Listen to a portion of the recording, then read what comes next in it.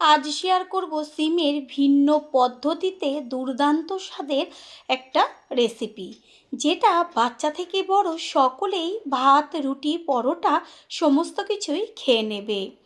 নমস্কার বন্ধুরা, শ্বশুর বৌমা রান্নাঘর অ্যান্ড ব্লগ চ্যানেলে সকলকে স্বাগত। তাহলে রেসিপিটি কি করে তৈরি করব সেটাই দেখে নেওয়া যাক। প্রথমেই এইখানে আমি 250 গ্রাম সিম নিয়েছি। এবার প্রত্যেকটা সিমের দুই পাশের মুখের দিকটা কেটে নিয়ে যে শির থাকে সেটাকে ফেলে দিয়ে ফিরে এসেছি। এই যে আমি একটা হাতে তুলে দেখিয়ে দিচ্ছি, দুই পাশের মুখের দিকটা কেটে নিয়েছি আর দুই ধারের যে একটা শক্ত শির থাকে সেটা ফেলে দিয়েছি। সিমগুলোকে ভালো করে জল দিয়ে ধুয়ে তারপর জল থেকে তুলে রেখেছি। এরপর ওভেনে আমি একটা বড় পাত্র বসিয়ে তাতে জল দিয়ে হালকা আগে জলটা গরম করে নিয়েছি। এবার গরম জলের মধ্যে সিমগুলোকে সম্পূর্ণ দিয়ে দিচ্ছি। রেসিপিটা একটু ভিন্ন পদ্ধতিতে তৈরি করব, তবে স্বাদ একবার খেলে আপনারা ভুলতে পারবেন না। এইভাবে 4 থেকে 5 মিনিট মতন গ্যাসের ফ্লেম লো রেখে সিমটাকে ভালো করে ভাপিয়ে নেব।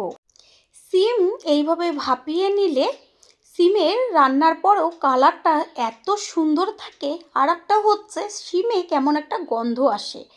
যদি ভাপানো হয় প্রথমে তাহলে গন্ধটা থাকে না, খেতে লাগে দুর্দান্ত। সিমটাকে এমনভাবে ভাপাতে হবে যেন সিমটা বেশ হালকা একটু নরম হয়ে যায়, ঠিক সেই রকমভাবেই আপনারা ভাপাবেন। বেশি ভাপানোর কোনো রকম দরকার নেই, তাহলে সিম গলে যাবে। দেখা যাচ্ছে কালারটা কত সুন্দরভাবে চেঞ্জ হয়ে গেছে। সিমটাকে এবার নাবিয়ে নিয়ে একটা ঝাঁঝরির সাহায্যে সিমগুলোকে জলের থেকে তুলে ছেঁকে একটা পাত্রে রেখে দেব ঠান্ডা হবার জন্য। সিম ঠান্ডা হোক, অন্যদিকে আমি গ্যাসের ওভেনে কড়াই বসিয়ে তাতে দিয়ে দিচ্ছি সর্ষের তেল। তেলটা গরম করে নিয়ে তারপরে গ্যাসের ফ্লেম লোতে রেখে দেব দুটো শুকনো লঙ্কা। লঙ্কা দুটোকে ভালো করে ভেজে নেব। হালকা লঙ্কাটা প্রথমে একটু ভাজা হলে পরে দেব ঝালের জন্য বেশ কতগুলো কাঁচা লঙ্কা। যে যেমন ঝাল খাবে সেই অনুযায়ী লঙ্কাটা এই পর্যায়ে ব্যবহার করবেন। এখানে গোটা কিন্তু কাঁচা লঙ্কা দিয়েছি। আর এইভাবে তেলের মধ্যে কাঁচা লঙ্কা ভাজলে পরে দারুণ একটা গন্ধ আসে। দেখা যাচ্ছে লঙ্কাটা ভাজা হচ্ছে, লঙ্কাটা চারদিকে যেন ছিটে না যায় ফেটে, সেই কারণে দিয়ে দিচ্ছি লবণ। এই লবণটা দেওয়ার জন্য লঙ্কাটা চারদিকে ফাটবে না। এবার তেলের থেকে শুকনো লঙ্কা দুটো আর কাঁচা লঙ্কা সবগুলোই তুলে একটা প্লেটে রেখে দেব। তেলের মধ্যে এবার ফোড়ন দেব ছোটো চামচের 1 চা চামচ কালো জিরে। লঙ্কাগুলো তুলে নিয়েছি আর ফোড়নটাকে একটু ভালো করে ভেজে নিয়ে সুন্দর একটা গন্ধ বেরোলে এর মধ্যে দিয়ে দেব কুচিয়ে নেওয়া পেঁয়াজ। এইখানে আমি মাঝারি সাইজের দুটো পেঁয়াজ কুচিয়ে নিয়েছি। পেঁয়াজটাকে ভালো করে ভেজে নেব। তেলের মধ্যে যেহেতু আগে লবণ দিয়েছিলাম সেই কারণে আর এখন লবণটা ব্যবহার করলাম না। দেব কালারের জন্য হলুদ গুঁড়ো। পেঁয়াজটাকে ভালো করে ভেজে নিতে হবে। আর এই সময় তেল কিন্তু বেশি দেওয়ার কোনো রকম প্রয়োজন নেই। যতটুকু পেঁয়াজ ভাজার জন্য তেলের দরকার ঠিক ততটুকুই তেল ব্যবহার করবেন। পেঁয়াজটা বেশ লাল লাল হয়ে যাবে ভেজে, ঠিক সেই পর্যায়ে এর মধ্যে দেব কুচিয়ে নেওয়া টমেটো। খেয়াল রাখবেন পেঁয়াজটা যেন লাল লালভাবে ভাজা হয়, কারণ পেঁয়াজটা যত লাল লাল করে ভাজা হবে ততই রেসিপির টেস্টটা টেস্টি হবে। দেখিয়ে দিচ্ছি যে পেঁয়াজটা কত সুন্দরভাবে লাল লাল হয়েছে। এবার ওই যে দিয়ে দিলাম টমেটোগুলো ভালো করে। এবার টমেটোটা দেওয়ার পরে তো পেঁয়াজটা নরম হয়ে যাবে।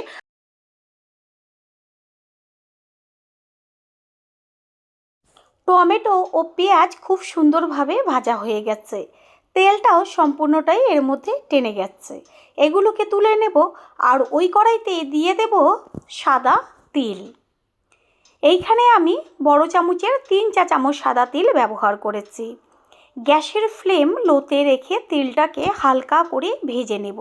এইভাবে যদি তিলটা হালকা করে ভেজে তারপরে রেসিপিটা তৈরি করা হয় এত টেস্টি হয়, রেসিপিটা স্কিপ করে দেখলে কিছুই বুঝতে পারবেন না।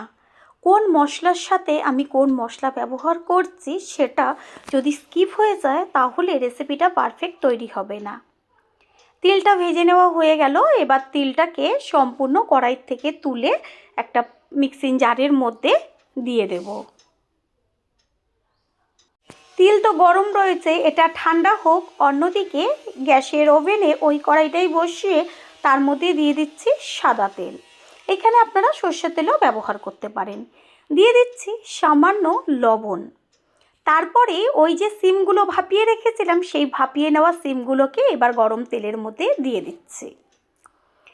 তেলের মধ্যে লবণটা দেওয়ার কারণ হচ্ছে এই পর্যায়ে যদি সিমটা দিতাম তাহলে চারদিকে তেলটা ছিটত, আর লবণটা দেওয়ার ফলে কোনো রকম তেল চারদিকে ছিটবে না। সিমটাকে ভালো করে ভেজে নেব। সিম যেহেতু আগে ভাপানো আছে জলে, সেই কারণে তেল একদমই বেশি টানবে না। সামান্য তেলেই খুব সুন্দরভাবে সিমটা ভাজা হয়ে যাবে। গ্যাসের ফ্লেম লো টু মিডিয়াম করে সিমগুলোকে একদম লাল লাল করে ভাজতে হবে।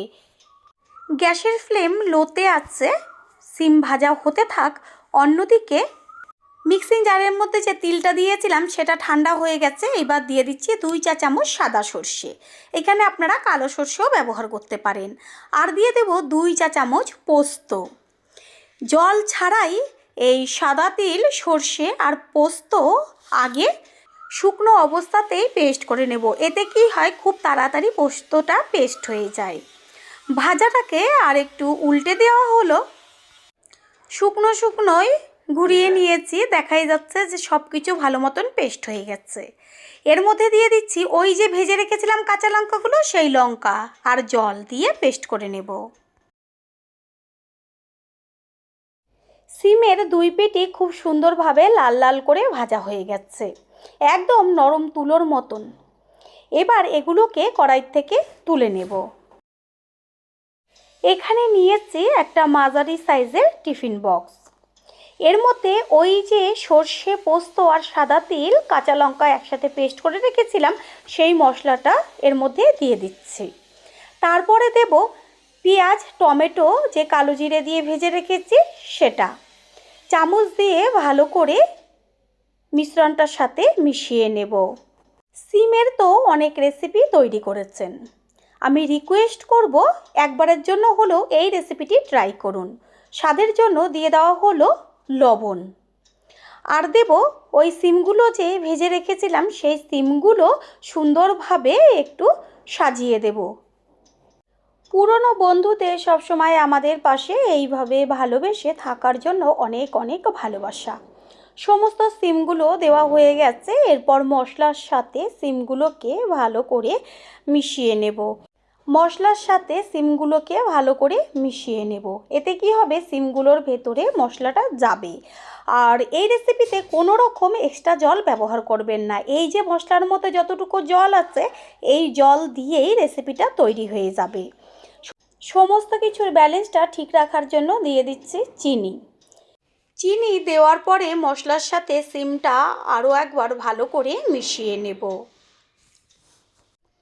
দেব বেশ কিছুটা পরিমাণ কাঁচা সর্ষের তেল। আগে তো ভাজার সময় অল্প করে তেল দেওয়া হয়েছে। আর এইখানে আমি যে আগের থেকে 2টো শুকনো লঙ্কা ভেজে তুলে রেখেছিলাম, সেইগুলোকে হাত দিয়ে ভেঙে বেশ গুঁড়ো গুঁড়ো করে ওপরে ছড়িয়ে দেব। অবশ্যই কাঁচা সর্ষের তেল, আর এইভাবে লঙ্কাটা ভেজে ভেঙে চুরে দেবেন। তারপর রেসিপিটা খেয়ে এসে কমেন্ট করে জানিয়ে যাবেন যে রেসিপিটা কতটা টেস্টি হয়েছিল। আর কোনো কিছু মশলা এর মধ্যে ব্যবহার করব না। এবার টিফিন বক্সের ঢাকনাটা আটকে একটা প্রেশার কুকার নিয়েছি। গ্যাসের ওভেনে প্রেশার কুকারের মধ্যে দিয়ে দিয়েছি জল। আর জলের মধ্যে এবার আস্তে করে টিফিন বক্সটা দিয়ে দেব, কোনো রকম স্ট্যান্ডের দরকার নেই। ঠিক এইভাবে আস্তে করে টিফিন বক্সটা প্রেশার কুকারের মধ্যে ভরে তারপর মুখটা আটকে দেব। আটকে দেওয়ার পরে গ্যাসের ওভেনটা ধরিয়ে 2টো সিটি দেবেন হাই ফ্লেম করে, তাহলেই একদম রেসিপি তৈরি হয়ে যাবে। কোনো রকম ঘন্টা ধরে কড়াইয়ের মধ্যে জল দিয়ে ভাপানোর দরকার নেই। যদি হাতে সময় থাকে তাহলে ভাপাতে পারেন, তবে আমার মনে হয় এইভাবে যদি সিটিটা 2টো দিয়ে নিতে পারেন তাহলে চট জলদি রেসিপি তৈরি হয়ে যাবে। গ্যাস ধরিয়ে এবার প্রেশার কুকারটা বসিয়ে দেওয়া হলো।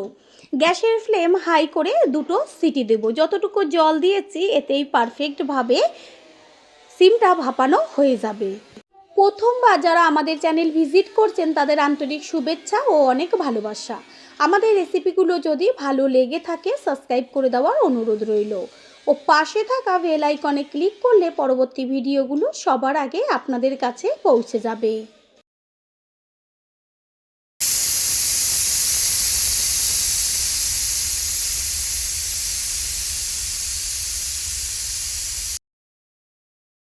একটা সিটি পড়লো আর একটা সিটি পড়লে গ্যাস অফ করে দেব।